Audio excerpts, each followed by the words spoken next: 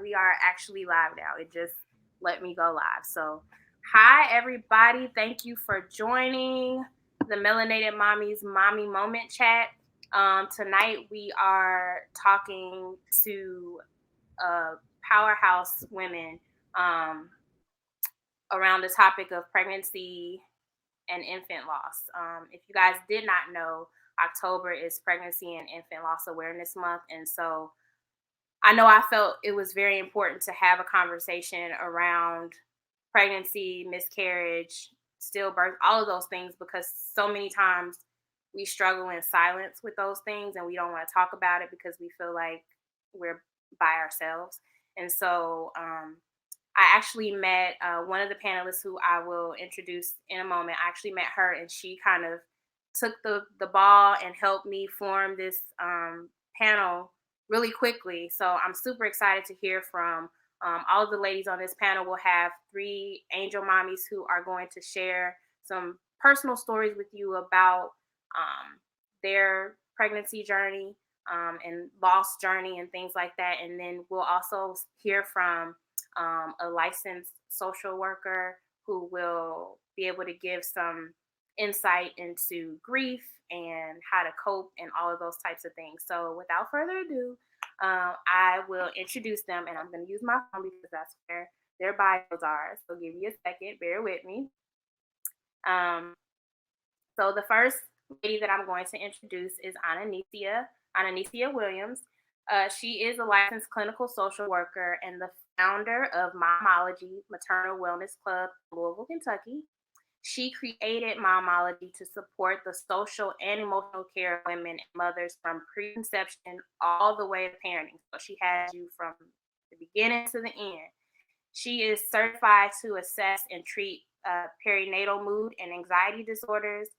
And as a licensed clinical social worker serving Kentucky and Indiana, Ananicia is committed to holding moms as they heal their wombs in a safe and supportive space. So welcome so much. Thank you for joining us. Our next panelist is Nay, MJ, MSW, and she's from Boston, Massachusetts. And this is the lady that kind of helped me pull this panel together. So kudos to her and thank you. She is a mompreneur, a wife. She has her master's degree in social work. She's an independent consultant for Pink Zebra and the founder of Zooming Moms Inc., which is the first Black created global mother sisterhood social club that offers a supportive and therapeutic community open to all women who support motherhood. She has twin angel babies, Asha and Belle, and a premature rainbow baby boy named Logic.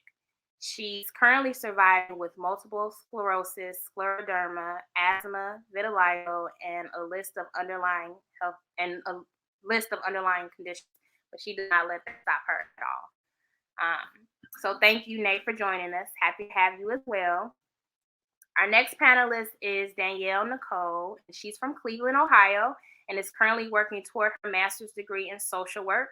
She's a proud member of Zeta Phi Beta Sorority Incorporated and the founder of Tiny Hearts Remembered, Inc., which is an organization birthed from her tragic miscarriage in 2016.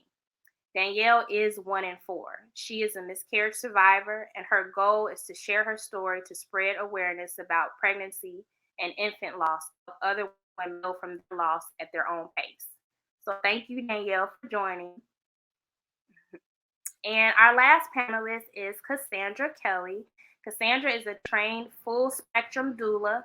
She was born and raised in Long Island, New York, but now resides in northern New Jersey.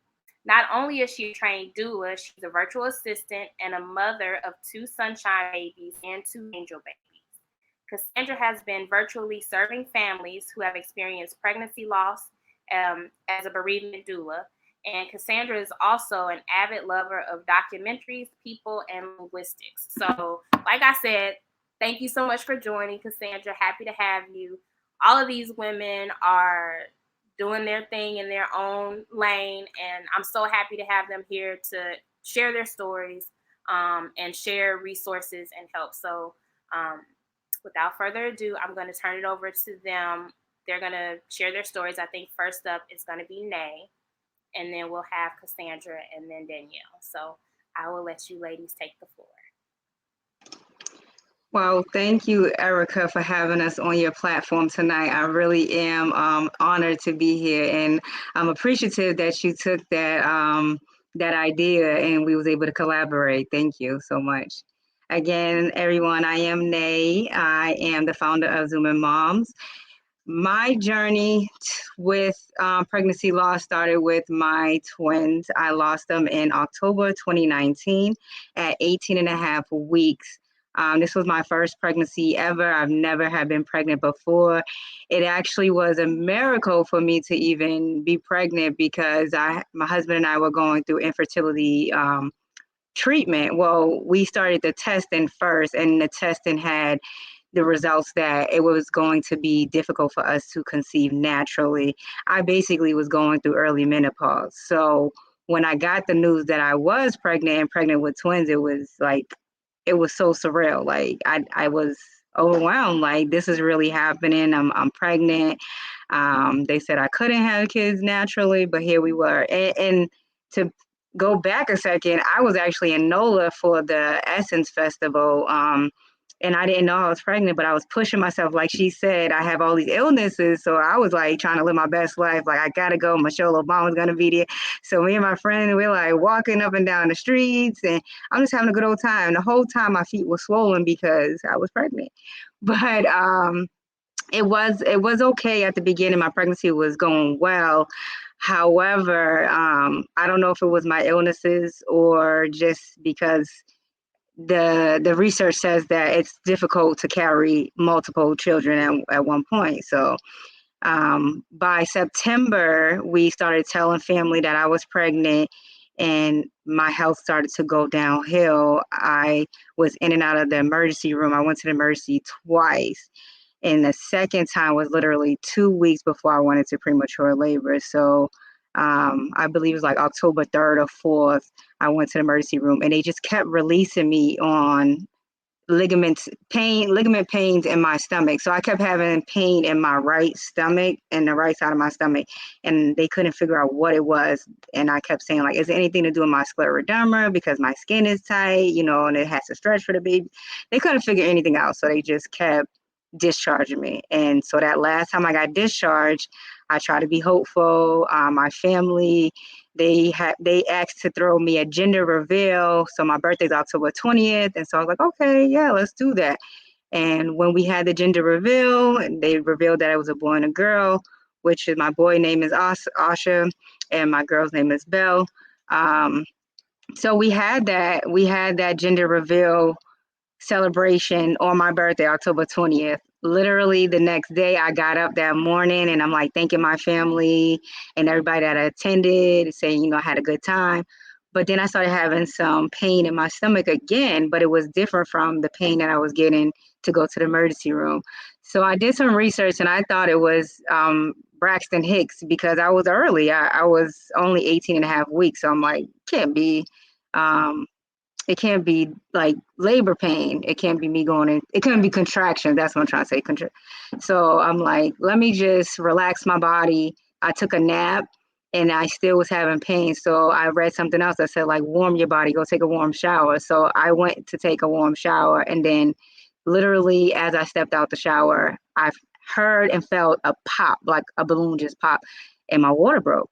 So yeah, that's what happened there. So my mother, we were all living together. So I told my mom, like, I'm about to go to the emergency room. And I called my husband. My husband made it back to the house before the ambulance even got there. It was crazy that he was able to get home way before them. But we got to the emergency room, and to make the long story short, my son had already passed away, but there was still a heartbeat for my daughter. So to me, it was, can we still save my daughter, and go from there? But they kept recommending to basically let go of both the pregnancies. They was like, I already lost my son, so I should just go ahead and terminate my daughter as well because of infections. I can get a bad infection and die myself. And that at that point, that's when I guess I was making a decision to die because I said, I'd rather see what can happen if we can save my baby than to just give up that soon. You never know what can happen. So we waited out. They put me in a room and admitted me. By like 10, 11 o'clock that night, my son's body dropped, and so they had to move me again. So now it's time to go into labor and delivery.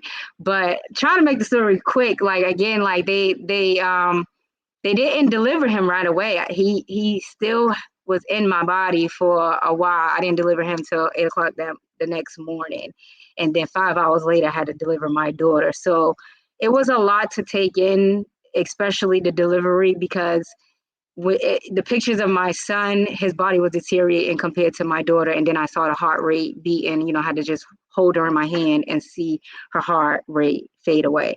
Sorry if this is too detailed for some people, but this is the only way I know how to tell a story. This is what happened. This was my story. So um they were very nice. The nurses and everyone were very nice. We got a memory box, and we was able to stay there overnight for another night. They was able to stay with us in a bassinet, everything, take pictures.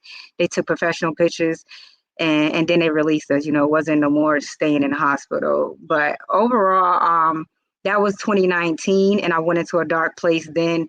And then I happened to get pregnant again naturally with my son Logic, and it still was a dark place. So by October, November, that's when I had started the moms group, and felt like if I was going through this, then I know somebody else needs this support too. So that's why I went harder and started with the Zoom Moms group, which is now therapeutic for myself and others. I'm gonna stop there because I feel like I was going and going, and I want to give other people a chance to tell their story as well. No, and don't apologize. I mean, you can be as graphic as you need to be. This is your story, and that's why we're here. So don't apologize. I did have a question though. I wanted to know, like, did they? Do you feel like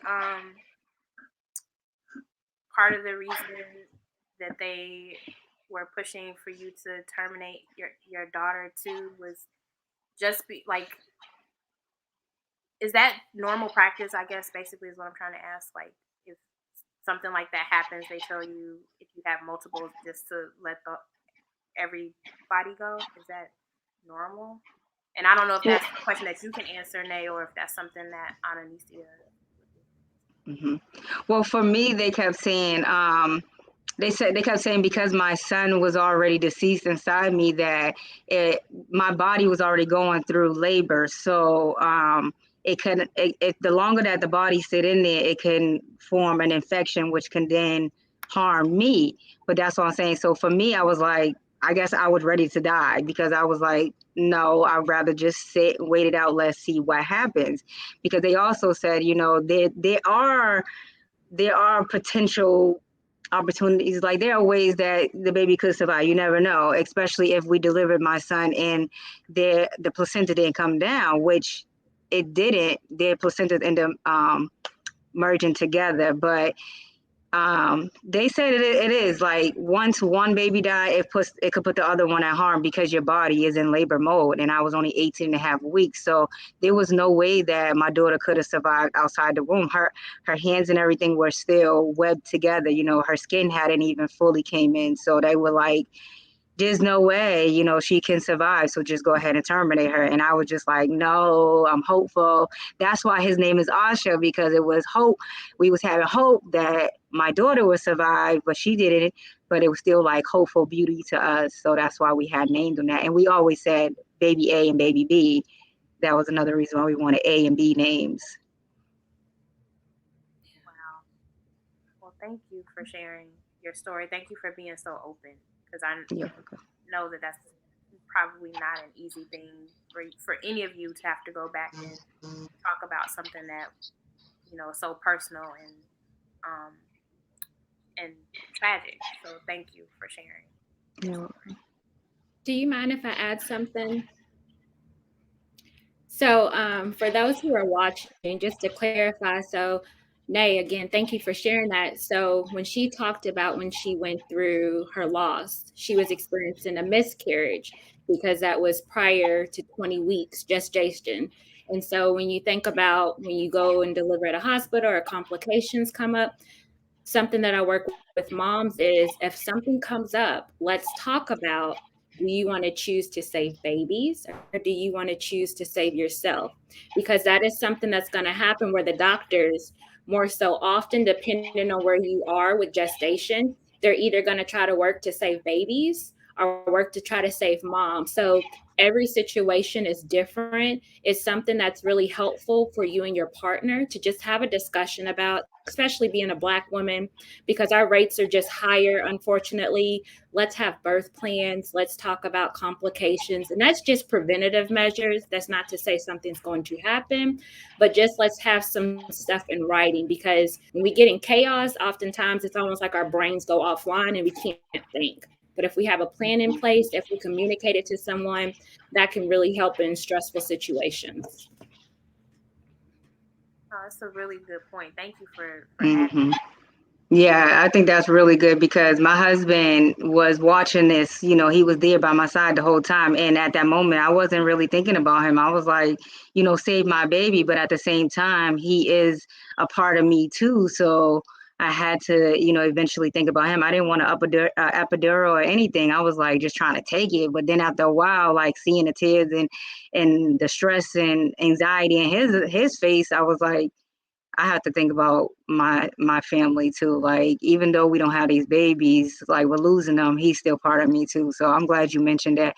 I think you guys should definitely sit down with your partner and think about all of these things. No matter how healthy the pregnancy may be going at the beginning, you just want to make sure you have a plan in place.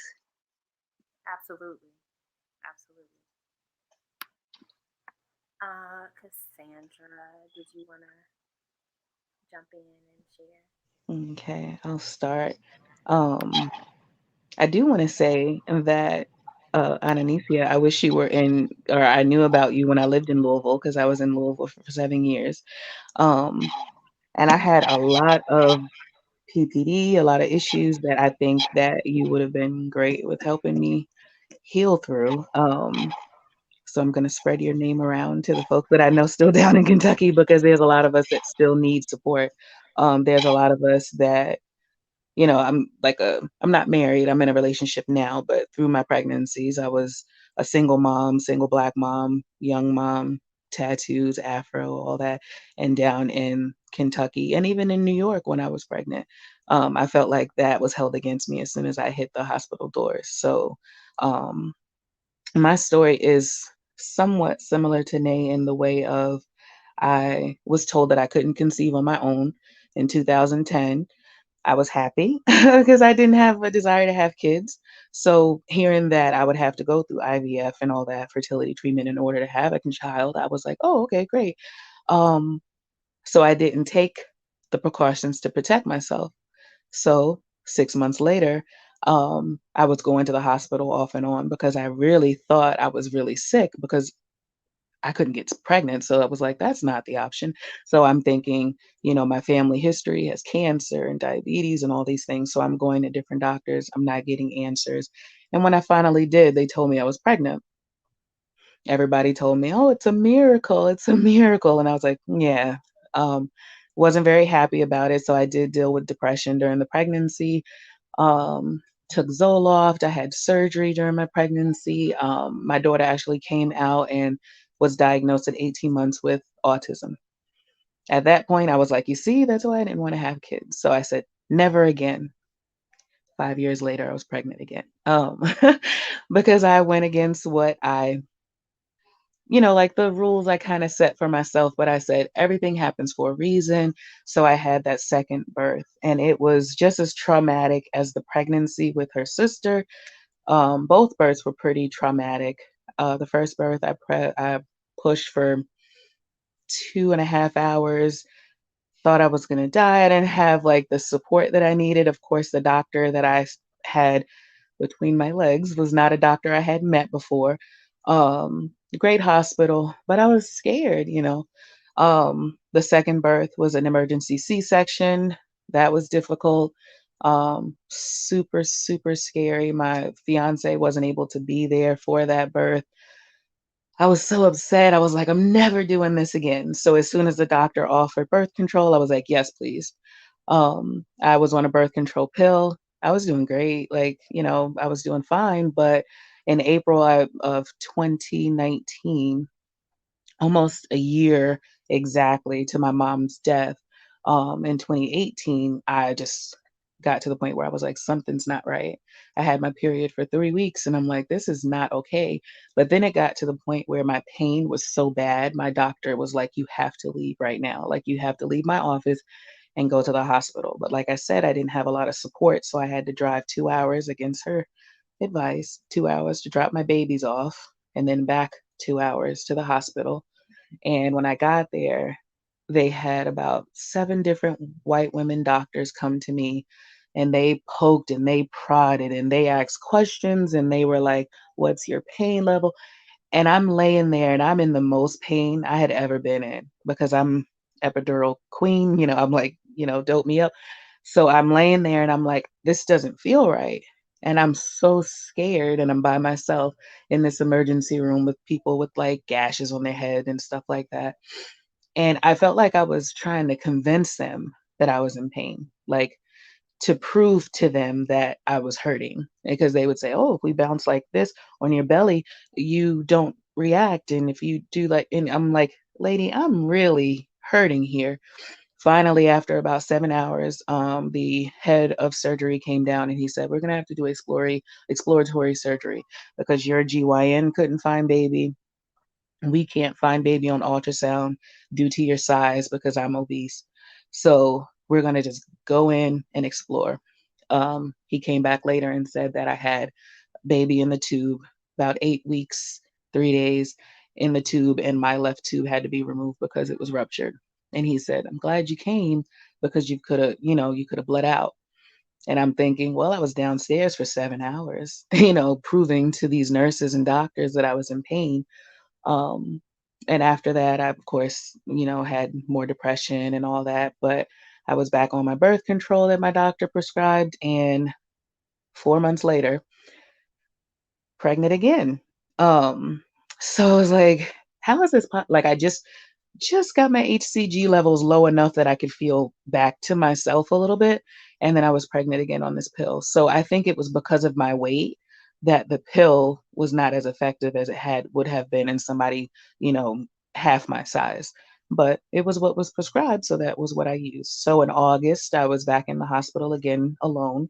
And this point, I had to take the cancer medicine methotrexate, and that is basically described as cancer medicine to kill off what's inside of you. So it was kind of like I consented to an abortion when I really wouldn't have if it was phrased to me a different way. But they couldn't find baby again. So we, well, I decided to do that, but I didn't know that I was going to have to go into labor. So I went to work. And I had to leave work. I had to stay out of work for quite a few days because it was the worst labor pain that I had ever felt because I, used epidurals every time. So I, again, went through PPD, but after that point, I was like, something's missing in this system. I was like, why am I by myself every time? Why is there nobody to talk for me? Why is there nobody to explain things to people like me? Because I'm in my 30s now, but I'm thinking if I was 21 or 16 and having these issues, who would speak for me? Like, so I was like, what can I do? And I found doula work. And I started to study and train to become a doula because I said, I don't want anybody else to have to make decisions like taking a cancer shot to kill something off whenever I didn't even know I was pregnant both times. So if I had known, in my mind, I'm like, oh, I would have tried to save baby. It was, they were not viable pregnancies as far as they said. But in my mind, if it's in me, it's viable. But as a doula, I started to learn what those terminologies meant. And like now my mission is to be that person that I didn't have beside me. So I am a mommy of 4. I have 2 sunshine babies, and then I have 2 angel babies. And that's my story. Thank Thank you for sharing. There was something that came in through the comments that I just want to share because it was something that I thought too. Um, Somebody said, where is it? Wow, it's so crazy to me how they don't believe us when we say we are in pain. Like the fact that you were in the emergency room for hours and probably, I mean, and I'm assuming that there were people that, got there after you that probably were ushered up, to get whatever they needed done, but I don't know why they don't believe us when we say that we're in pain. And it's frustrating because how are you supposed to advocate for yourself? Like Right. I'm sure you tried your hardest to do Mhm. that, and it's frustrating because we get subpar treatment all around. So And I mean, it doesn't help. I'm on Medicaid too. yep. So I feel like not only is the color of my skin um, the biggest factor, but my insurance or maybe lack thereof. I don't know what it would have turned into if I didn't have insurance. But as a doula, I've learned a lot of the medical system is not really on our side. And I didn't realize that. Like I just said, oh, it was a hard it was a hard go or it was a bad appointment. But when you really look at your OBGYN appointments or your PCP appointments, or even when you go to the emergency room and you literally are hurt, a lot of the times they're like, well, I'm not going to give you a narcotic. I'll give you, Tylenol. And it's like, well, I didn't ask for that. I just need pain relief. I need you to help me, and there's a lot of um, stereotypical belief systems still in play in the medical system. There's a lot of misogyny, a lot of racist beliefs that are still in play. And I think it has a lot to do with that and the treatment of us. And then there's those misconceived notions of like, just because I'm here alone doesn't mean I don't have a partner, but my partner's at home with my children, so I can't bring them. Or just because I'm here alone doesn't mean like my family doesn't care if I live or die. It's just that maybe, this was a random situation, and I think a lot of times they see us alone and they're like, we can do what we want, or the least the least we can do, like they're doing you a favor. But it's very important to advocate for yourself, to question treatment. Um, and it's okay for the nurse to get an attitude because you asked too many questions, because she's there for a reason and she's supposed to answer those questions. And if she can't, then get another nurse, ask for somebody else, ask for the supervisor. It's okay to ask questions. I know that now, and I'm saying that because I don't want moms to be like, oh, I wish I would have said.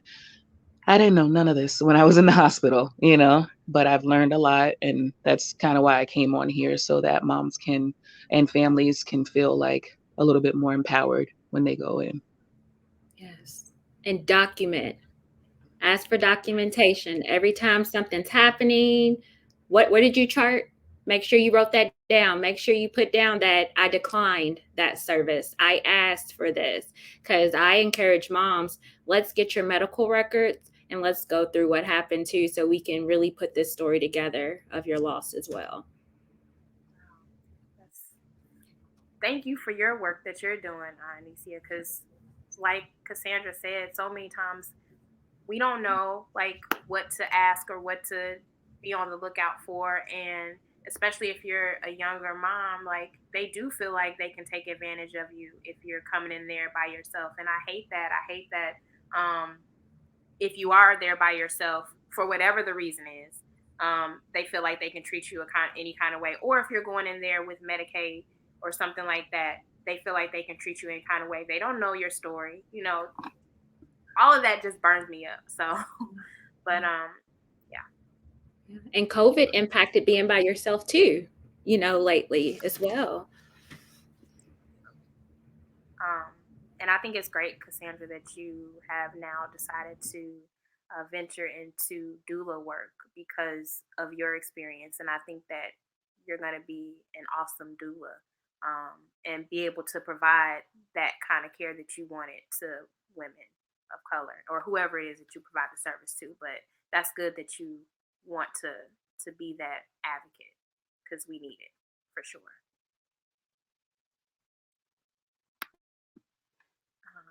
check the comments.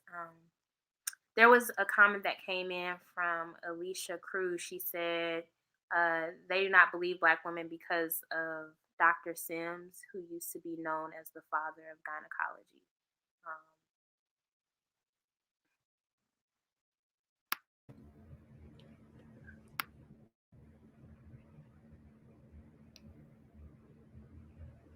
And there's a really good read. I don't want to say good read, but there's a book that everybody should read, The Medical Apartheid. I know, Ananicia, you know this.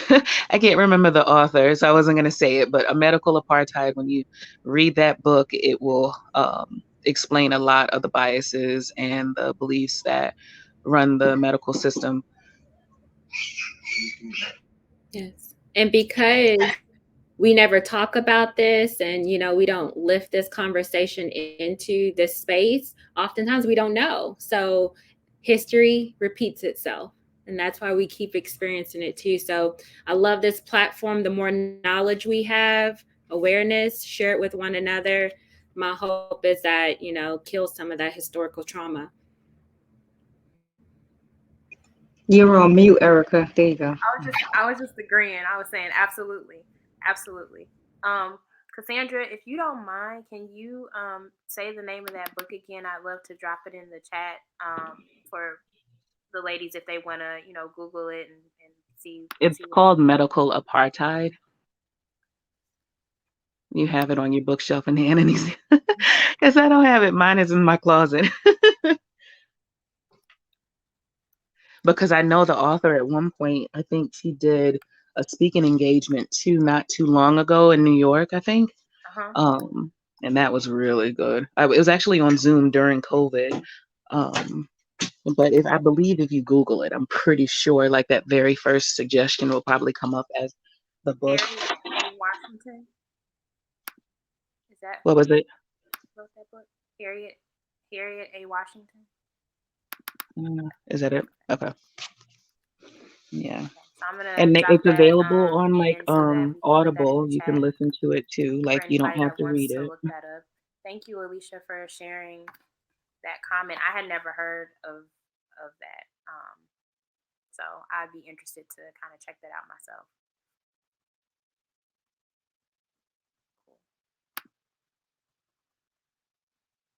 Miss Danielle, did you want to jump in and share your story with us? Yes. Thank you for giving me the opportunity to be on this platform. This month is definitely important for all of us. I think you're on mute, Danielle. Am I on mute? Can you hear me? Oh, you guys can hear her? Okay. Something must be going on with mine. Can you guys hear me?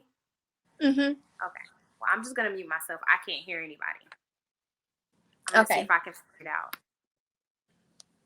Okay. So, thank you for giving me the opportunity to be on this platform. I also want to say thank you to Nay for referring me to be on this platform. It's definitely difficult being an angel mom. So I can be here all day. So I'll just get into my story. So back in 2016, I did find out that I was pregnant. It definitely caught me by surprise just because of the state of the relationship of me and the father at the time. It just wasn't a good space. So when I did find out I was pregnant, my initial reaction was not a happy moment just because of that. But after going to my first appointment, you all know how that goes, and you find out that you're pregnant. I was excited. And then they told me, well, based off your ACE levels, you are either going to have a miscarriage or twins. So I'm like, okay, that's on two separate sides of the spectrum. I don't even understand. So just me being believing in God and having that faith, I ruled out miscarriage. And I'm like, okay, I'm only 115 pounds. So we're going to figure out where these babies are actually going to go and grow and form. And then as time went on, I did have to go back and forth to the hospital because I was having pains, but they never really did anything. It was always, they checked, everything looked good, sent me home. So that was my first pregnancy. My mom was there the first appointment. You know, she was able to drive 2 hours and be there. And it was just one of those things like, okay, I'm constantly coming back to the hospital. You constantly keep sending me home. Something is missing. Something is going wrong, because why isn't anyone able to explain the pains that I'm having or be able to tell me what's actually going on with my body?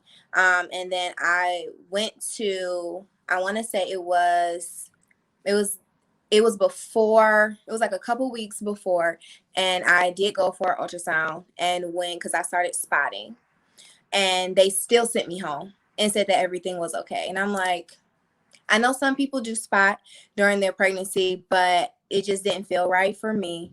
And then we were scheduled to actually hear the heartbeat. So I was geared up, getting excited for that. Like, let's find out what's really going on up in here. Okay. Let's figure this out. And then the night before we were scheduled to hear the heartbeat, I actually went into the emergency room because I was bleeding so much and I was in so much pain. And then my doctor actually was able to meet me earlier because I had the appointment. So he actually was scheduled himself to meet me earlier that next day. And then that's when I found out that I was losing the baby. And that really did catch me by surprise a little bit. And I say that because I had a dream that I was going to miscarry while I was pregnant, but I kind of brushed it under the rug and not really think about it because it was like, that's negative. I don't want any negativity around my pregnancy. But looking back, it was definitely, I would say, a sign that that was going to happen. And I think that was kind of God's way of trying to mentally prepare me, even though I know I wouldn't have been, no one could mentally prepare me for something like that. And I did miscarry at home. So I did choose to miscarry at home because, like I said, that was my first pregnancy. I never really heard good things about a D&C. It was always like, you know, they can go wrong or they can do this can happen. So I don't even take medicine, you know, for headaches. So I didn't want that to happen either. So I did miscarry at home, and that was the most traumatizing thing I've ever gone through. And even to this day, that happened in 2016. I miscarried on November 3rd, 2016. And even now in 2021, when my cycle comes, I feel like I really do have like menstrual PTSD, and I just hate it. I mean, I know every woman hates their cycle, but it just always takes me back to that moment of me losing my baby. And that's something that I can never get back. And with that, now after I lost the baby, I did try to go into therapy. And the therapist really wasn't trying to talk about my baby. She was trying to talk about the relationship. And I didn't want to talk about the relationship. I wanted to talk about my baby. Like, I don't want to be with him. This is not what it is. I want to talk about my baby that I lost. So I did stop going to her. And then I went back to work like nothing happened. I kind of brushed it under the rug. And now I'm trying to heal in ways that I probably should have started healing when it first happened. So being on this platform and being able to speak to women, it's just one of those things where it doesn't matter if you experience a loss 10, 15 years ago, or if you experienced a loss 3 hours ago, you are going to be forever on a healing journey. And it's difficult. And then now, like, I experienced the loss in 2016. My baby was supposed to be born May 31st, 2017. In 2018, I had a LEAP procedure where they cut off inches of my cervix. So that freaked me out. And then I was recently diagnosed with cysts in April. The cysts have been going away, but then now I'm diagnosed with fibroids. You know, so it's like all these factors that are taking place right now, when reality, the only thing I want to do is be a mom. You know, so I haven't been able to try again. That's not something that I'm focused on right now. If it happens, it happens. But I know I'm going to be nervous when that time comes, just because of what I already experienced. So just being able to get this organization and nonprofit Tiny Hearts Remembered together is letting women know that it doesn't matter when you experience your loss, and it doesn't matter if you have other children or not. I still want that baby. You know, like, I just want that baby. And it's just hard to accept. It took me a long time to really truly accept. my loss. And once I accepted my loss, I was able to dive into what actually happened.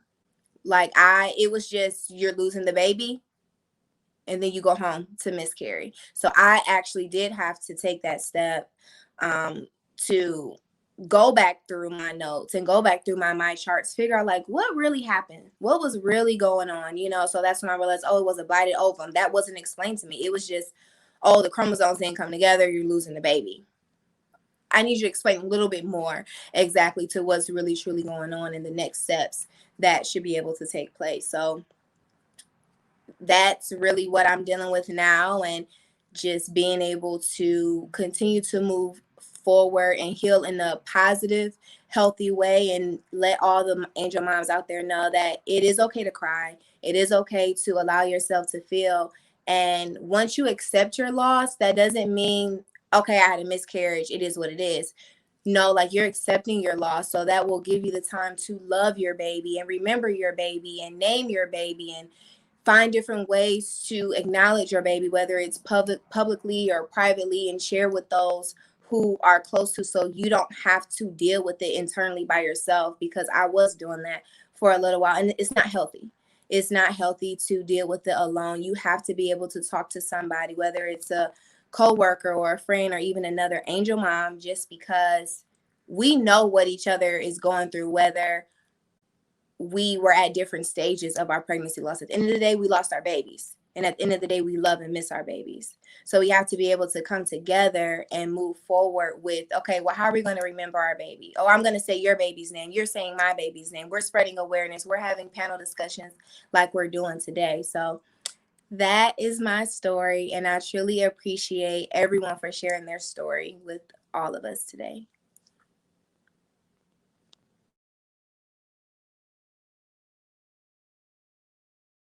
Well, I'll say, Danielle, being a rainbow mama too.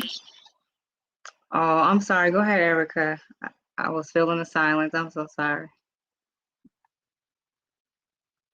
So I don't want to overtalk. I'm sorry. I had to something is going on with my audio, and I got on Facebook Live on my phone, so I'm delayed. So the reason why I didn't say anything after you finished talking, Danielle, is because I'm on my phone listening. I'm not sure what's going on with the audio, but thank you for sharing your story. And it's crazy that you went to therapy to try to work through it, and they didn't want to. They wanted to talk about what they wanted to talk about with you, not what you wanted to talk about. That's and it's crazy that went to therapy. So I don't know, Ananicia, if you want to jump in, because like they all have such touching and compelling stories, and I know that, I mean, I don't know, but I'm assuming that, you know, like Danielle said, that you're probably still going through your healing process, your journey. And so if there are any resources, any for coping that you can share with all of us, you know, whether it be tips for the mom who's going through it, friends who want to be supportive, family members who want to be supportive, anything that we can do to help a mother along her journey of, you know, dealing with a loss. So Danielle, I'm so sorry that happened. That's never supposed to happen in therapy. What is supposed to happen is you're in the driver's seat. So you should have been, like we said, I want to talk about the loss of my baby. So Danielle, I'm so sorry that happened. So what should have That's never supposed to happen in therapy. What is supposed to happen is you're in the driver's seat. So you Erica, I think your phone is echoing what Ananisa is saying.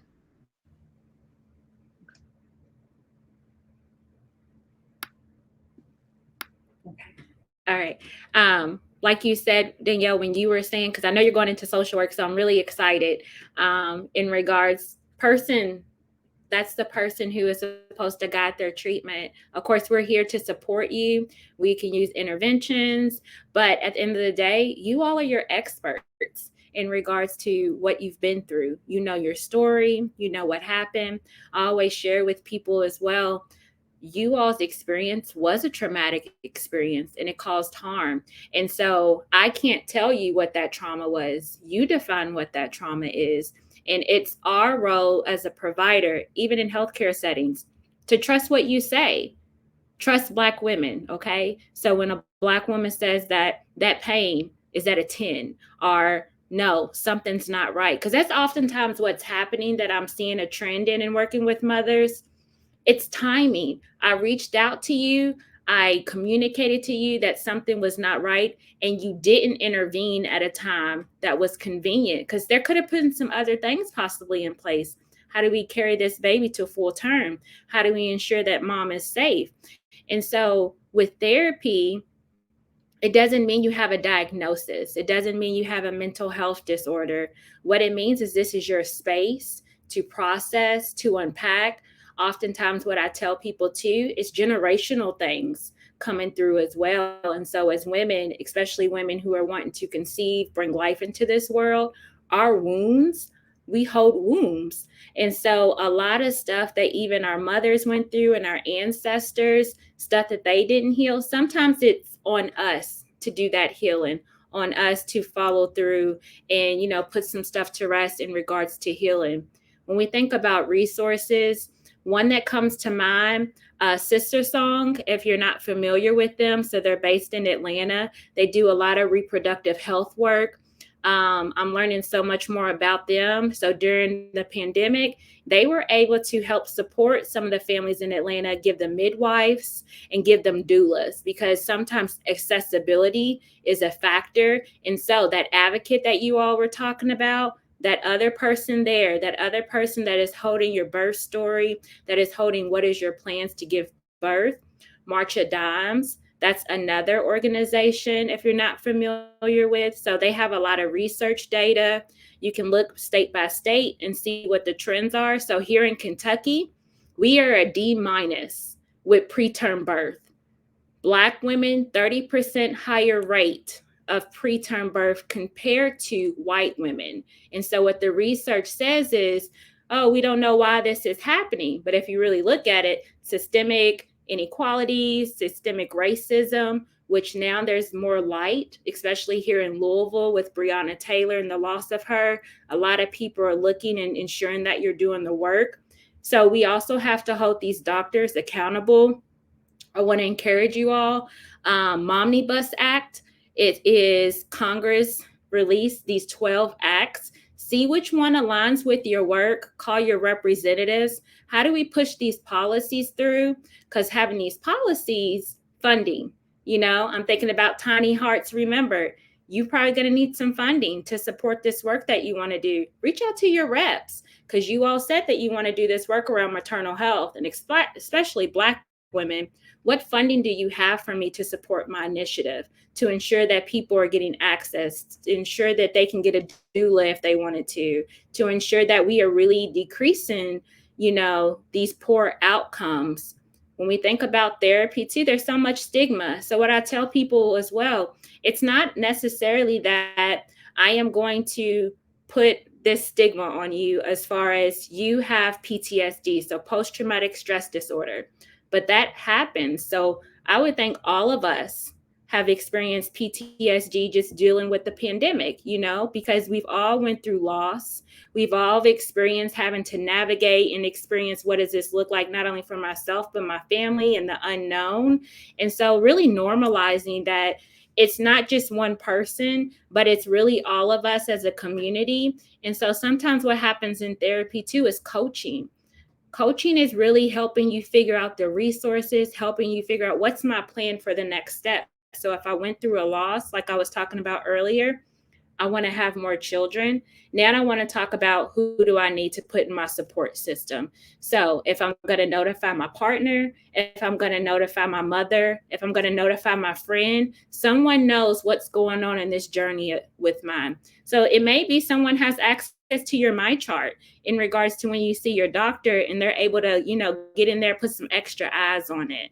Or it may be when I go and I do actually go to the doctor, who do I take with me? So therapy is not necessarily about, we're going to sit here and talk about your problems, but we're going to sit here and process, we're going to plan, and we're going to be preventative, because that's really also an opportunity to say, you know what, I'm aware, I know what's going on, and I pretty much am in a good space to feel as if when I go into these spaces that make me feel unheard, unwelcome, I am confident to say what I need.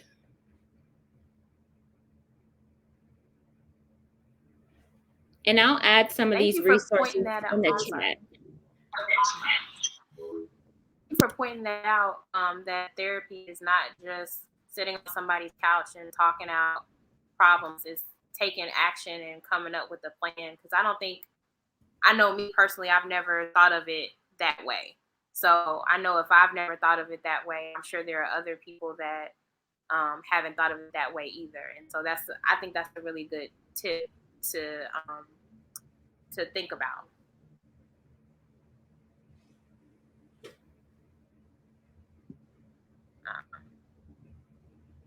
Sorry, guys. Can I just add that I think Danielle, your group, Angel Mamas, is very helpful as well. We talked about it earlier, like that lived experience. Like, can't nobody top the lived experience. You've been through it and I've been through something similar, so we can relate. You understand my pain. And that's why, honestly, it may not have worked out with that therapist, because that therapist never lost a child. So that therapist don't really know. That therapist is giving you that book smarts. I'm a social worker myself, so I can give you a professional answer if you was in a house fire or you lost your parent, but I also lost my parents, so I could give you that advice too. But when it's lived experiences, it touches different. It's a different understanding. So I think your group has been helpful for me. Like those Zoom calls that we have and we're sitting and we're discussing what we've been through is awesome. What we need more of is people who hasn't been through it to sit in on that so they can learn as well. That's why we're here tonight. Erica said she had somebody who lost a kid, but as a friend, as a relative, how do you support them? We have to mingle in together and learn these things about each other, not just pregnancy loss, like illnesses and like financial problems, homelessness, all of that. We just have to really learn it to really support each other. And then I also wanted to say, I know time is going, so I wanted to touch base a little bit on you talked about being scared to have another child. And so with my experience with having another child, it doesn't go away. You are going to be nervous. You're going to be scared. I mean, we had a conversation before on Zoom and I was like so nervous. Like I just jumped off the Zoom because I thought my son was choking. And then I went out to eat with a friend recently and the same thing happened. Like, forget what she's talking about. I'm like panicking and making a scene. But that's naturally, even if I don't want it to happen, it's going to happen because in the back of our mind, we've had this loss before. But we keep doing the things that we're doing now, believing it, that and stay optimistic, then we can get through it and we keep supporting each other because it's not going to go away. It's a long process. And it's just people who've never been through it may see some of the things that we post or say as crazy and that we need to get over it. But it's only because they've never been through the stuff that we've been through. And we've never been through this stuff, but it's possible, and just stay optimistic that it can happen and it will be. Thank you, Nay, for the encouraging words and just for saying that, because I think the issue is that people who haven't gone through this do not understand. Like for people who have lost their parent or a best friend or a cousin or a grandparent, it's okay for them to miss their babies, whether it's years ago, but with us losing our babies, it's like, why are you grieving a child that you didn't even know the gender of, or you didn't even get to meet, or you didn't even get to birth? And I just don't think that that's fair at all. Like, we have the right to grieve our babies. We have the right to love on our babies. We have the right to heal at our own pace and be able to have our feelings validated, just like the next person who experienced loss, just a different person that they love. Or even those who have lost their pets or animals, it's okay for them to grieve that, but they look at our pulse as crazy, or all those things that you stated, and it's not okay. It makes me frustrated, so I'm gonna mute. Well, and like Nay said, I think it's important for other people to come into the conversation, people that haven't experienced that loss, so that they can understand. Like, this conversation is eye-opening for me, and it led me to a question that I have for any of you all to answer. I know that sometimes people mean well when they're trying to be supportive, and they don't even realize that they're, being insensitive to your feelings. And so, what are some ways that you guys think that's easy for people to support you all? So, for example, there was a lady that shared within this group that she had miscarried, and people rallied around her and tried to give support via comments and things. But there are sometimes comments where and I don't know anybody's religious or spiritual background, but a lot of times people will say things like well, God doesn't make mistakes, or he doesn't put more on you than you can bear. And while that is true in my belief, sometimes I feel like that's not the best time to say that, because when somebody is grieving a loss, they may know that God doesn't put more on them than they can bear, but that's not something that they want to hear at that moment. And so I guess my question is, like, what are some things that you guys think that people can do to be supportive when they don't know what to do or what to say? Should they just be quiet? Like, what's the best way to be supportive? If you don't mind, I'll go two things with what you said about just how you are a believer. I'm the same way, and there's nothing anyone can tell me in regards to, oh, God took your baby for a reason. That's just not the case. And I pray every single day, twice a day. So I do agree with just trying to figure out when to say certain comments. And one of those ways could definitely be, Google is your best friend. You can Google and say, how can I support someone who experienced a loss? So that's something simple that people can do. And then go to the person and ask them, how would you like for me to support you? How would you like for me to support you? Or what would you rather me not say? Because sometimes people do say comments that are hurtful because they think they're being helpful. So you telling me, oh, well, you're young, that's not making me feel better. But in your eyes, you are really thinking, okay, you're young, you have plenty of time to have another baby. But for me, no, just because I'm young, it doesn't mean that I didn't deserve, or I didn't want that baby just to go and have another baby.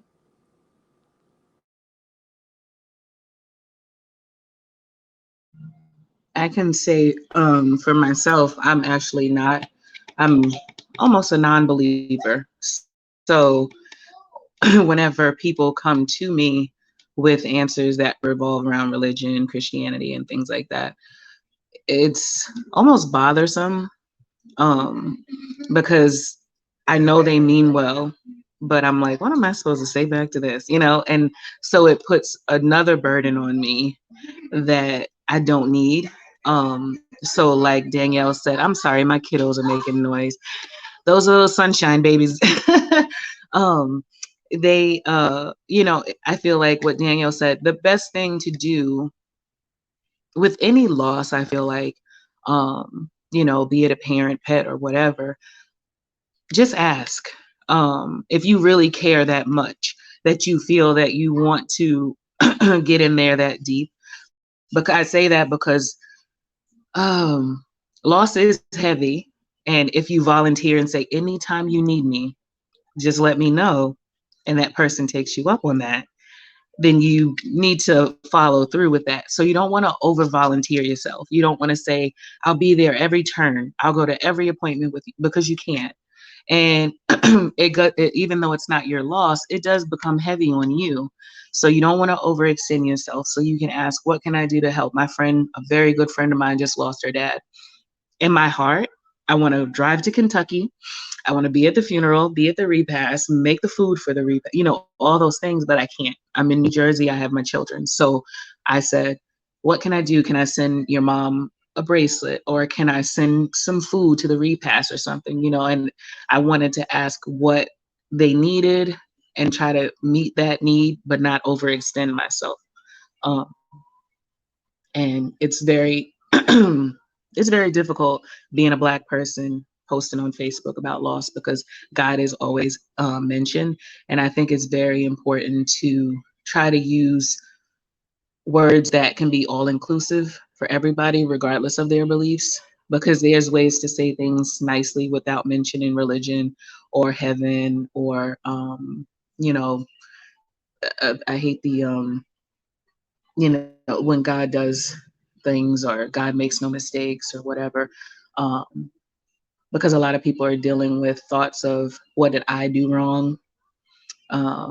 Why didn't I go to the doctor when they told me? Why didn't I say I was in more pain? Like, why didn't I tell them that I was bleeding? Like, I saw that drop that one time, or, well, I ate the wrong thing. Did I eat fish? Or, you just want to meet the person where they are. Don't overextend yourself. Give yourself those boundaries for yourself and for them. And be sometimes just hold space. Sometimes just like, I'm here. You don't have to say a lot of stuff. Just hold some space, sit in their space, volunteer to help with their other kids. Certain things like that maybe other people are not thinking about. Order an Instacart order, something like that. Ask them what they need. I don't know. I'm going into doula mode. I'm like, these are the things that I do as a doula. So maybe you don't do all those things, but just ask them what they need, and be realistic about what you can actually help with. No, those are all good points. And Ananisi, I know that you just shared that Cassandra was kind of sharing how people can replay their steps and kind of blame themselves. And there were a couple comments that came in that I did want to share with you guys. Crystal Griffin said it's important to ask. She was agreeing with you all, saying it's important to just ask how you can be supportive of that person. And she said sometimes it's just to listen.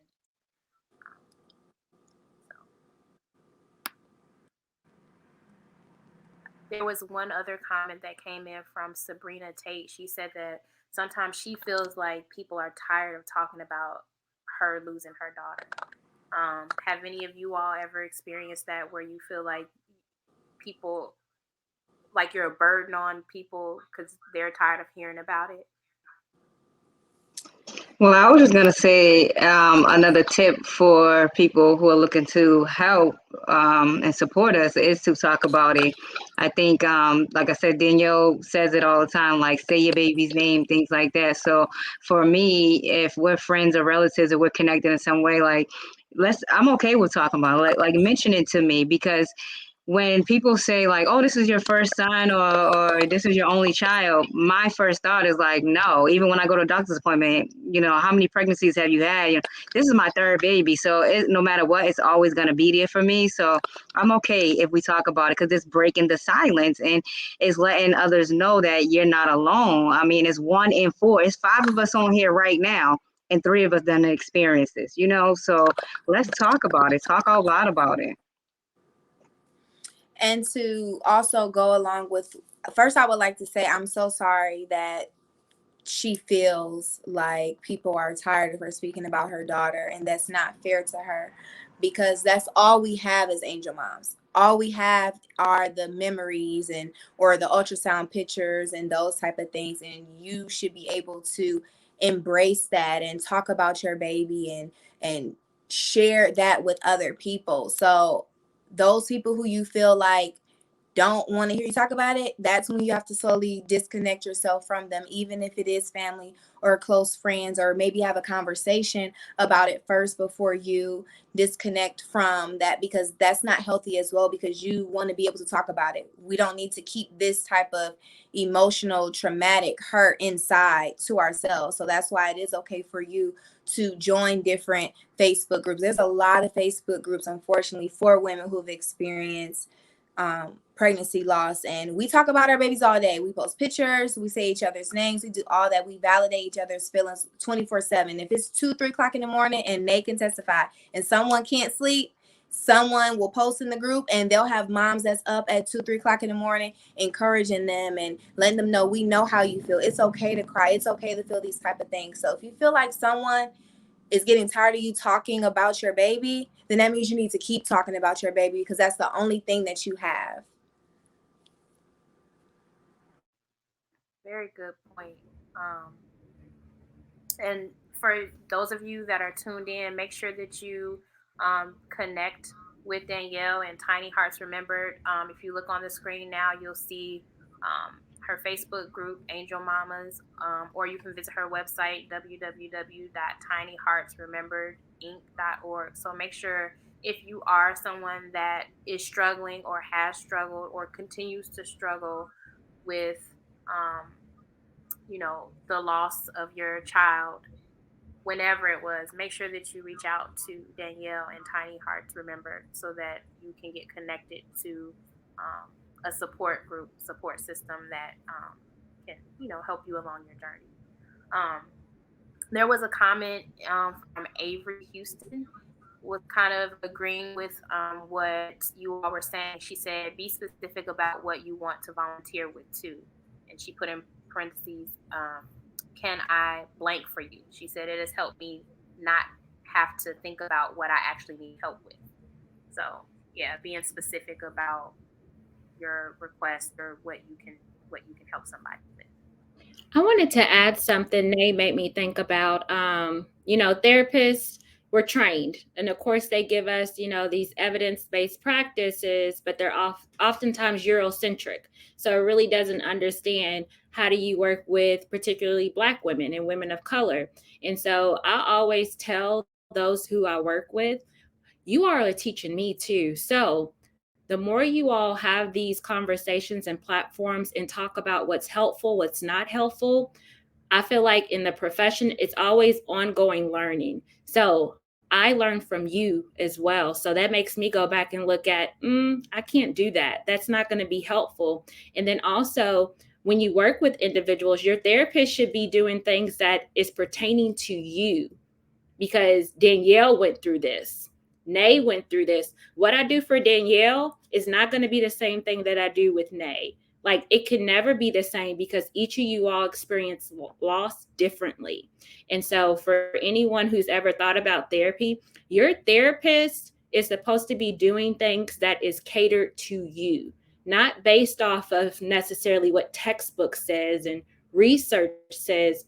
They have to listen to your story, and then they put together like this treatment plan, so it's helpful to you. So if that's not happening, you can fire your therapist. Don't ever feel as if you have to stay with your therapist. That's the same for your doctor, your nurse. These people are working for you, so fire them if that's needed. And unfortunately, we don't have a lot of representation, but I'll help you look for someone, even if I'm not the best fit. My approach and style is different. I tell everybody that. I'll still help you find who is the best fit for you. Thank you for that. And if you guys are in the Kentucky, Indiana area and you want to connect with Ananicia, her information is below. If you guys see that, you can connect with her on IG at Mommology MW Club, or visit her website at www.mommologymwclub.com. Did you ladies have any other points to add? Sorry, I'm still struggling with this technology. It's not letting me be great tonight. Like, I'm literally still listening in on my phone, so it's delayed. Everybody is muted on my computer. Like, it's not the sound is not working. So forgive me. You're doing awesome, and it's very professional. Don't be so hard on yourself. I think it's going well. Well, thank you. I appreciate it. But I did want to give each of you ladies an opportunity to just again say how people can reach you and give your handles. And as you give them, I'll make sure to put them up on the screen so that if people are wanting to get connected with you all, they'll have the information to do that. So, Nate, do you want to go first? Okay, so again, my organization is Zooming Moms Incorporated. So Zooming Moms Incorporated is welcome to all women who support motherhood. It's therapy in disguise, but it's also to help you professionally and personally in your future endeavors. So I have www.zoomingmoms.com. You can go on there to access the private Facebook group we have, or you can also find us on Instagram at Zooming Moms. That will have the link to get to the private group. So I host different unique events online, and now that the pandemic has come to like an end, we're doing events in person as well. It is global, so I have women all around the world. You get to meet people from different walks of life. And so my group is a little different from Danielle's because I have all these things going on. So I'm targeting like my loss with children as well as my illnesses and everything else I have going on. So it's welcoming everyone who needs to come out of that comfort zone. So it started from me being in that bed. I lost my twins, and I literally thought life was over. Like Annalisa was saying, like Ananicia was saying, at that point, I had to pick and choose, like whether I want to live or want my child to live, and I was choosing the child. So now I want everyone else to have that opportunity to find a way to come out of their comfort zone and not let life pass them by, because it is short. So you have all those experiences with Zooming Moms because it's unique. I'm doing different things in disguise, and we're building a mother sisterhood. So you have these long lasting relationships with people around the world from different walks of life. So definitely join in if you need that support. Absolutely. And she has, like she said, a lot of different events and things like that. Like Monday, she had a mompreneur night. So yeah, definitely check out Nay and Zoom In Moms, her Facebook group, her IG. All of that information is right there on your screen. IG is at Zoom In Moms. And then her website is zoominmoms.com. So make sure you check her out.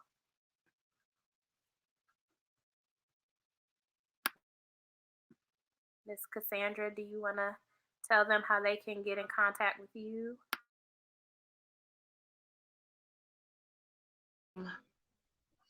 I'm not sure what's going on with my internet, so hopefully you all can hear me.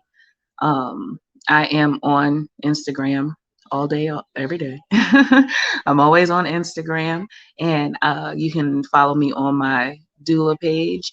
It's Mama Yaba. It's spelled there at MAMAYAABA. You'll see it come up as Yaba Family Supports because I do provide services for not just mommies. I'm all inclusive, LGT. What is it? I can't get that alphabet together. I'm Pan, and everybody else like me. My community, my tribe, my village. When you see my page, you'll know if I'm the doula for you. I try to be all inclusive. I try to be welcoming to everyone. I offer bereavement support virtually and in person. I'm in Northern New Jersey. I'm not actually doing any births right now, but I'm trained in that. If you need virtual support in birth, I'm there for that. I am doing in-person postpartum support. And I also provide sibling care. So if you have to go to the hospital and your fiance, significant other, partner has to go with you, and you have older children at home, I can provide care for those children at home, safe, fun care, make sure they're safe in bed and ready for baby to come home. And I also provide special needs advocacy in the state of New York and in New Jersey. And if you have questions, you can always email me. Like, I'm not one of those people that's like, you got to pay me for every second of my time. If you have questions, especially about services that you may need, you can email me at yabadoulanyc@gmail, and I will respond back as quickly as I can. And I'm really here for my community. So if you feel connected or resonate, and you feel that some of the things that I said resonate with you, reach out, say hey, because I'm going to say hey back.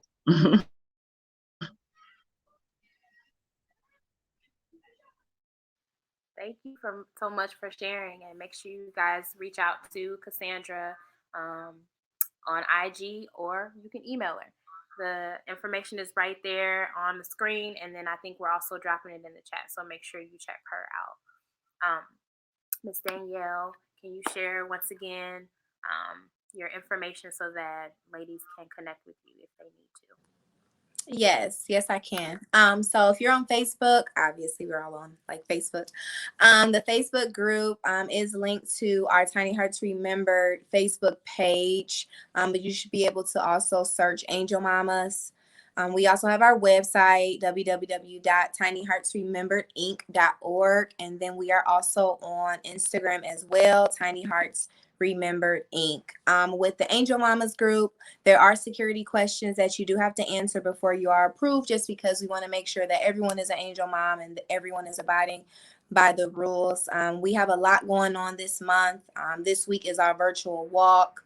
On the 23rd of October, we actually have a virtual paint and sip where we're going to come together online and be able to paint. And then in remembrance of Pregnancy and Infant Loss Remembrance Day, we actually will be having a wall on our website, and it will have over 1,000 angel babies who will be remembered forever on our wall. So we really have a lot of different programs for women who have experienced pregnancy loss. So please join our group if you're an angel mom, or send the information to someone that you know who is an angel mom, and then check out our website.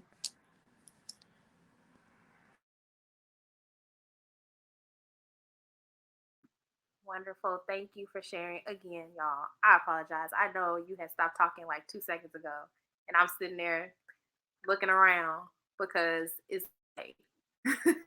But thank you so much for sharing again. Make sure to check Danielle out if you need that kind of support. Tiny Hearts Remembered Inc. So make sure to check her out. And last but not least, Ananicia, if you could please let everybody know how to get in contact with you, and the services that you offer. Yes. So similar to what Cassandra said, reach out, email, Instagram. I am happy to direct you to an individual that I feel like can support you on where you are. I will also say that with loss sometimes comes resentment.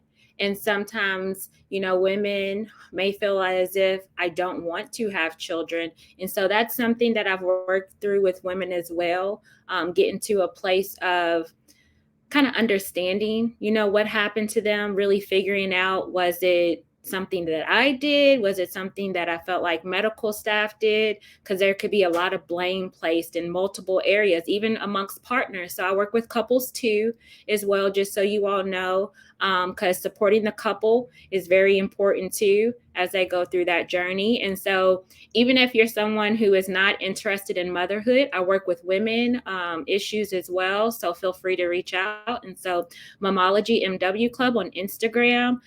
Thank you, ladies, for sharing your story. I really appreciate it.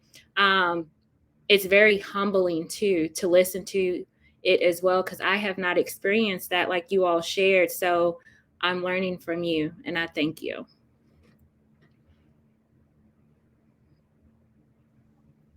Thank you all so much for taking time out of your day, your week to prepare, whatever you did to be able to make time to be here tonight.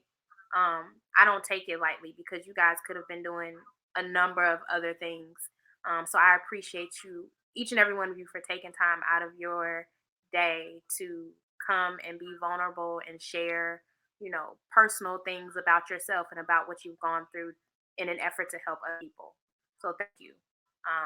And thank you for Anicia for providing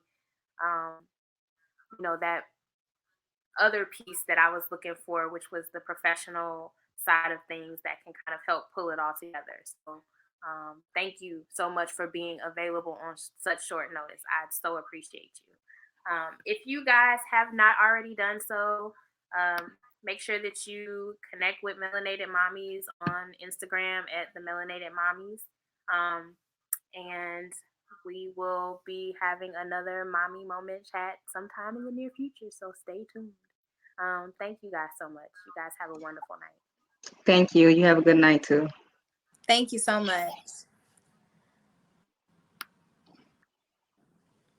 Okay.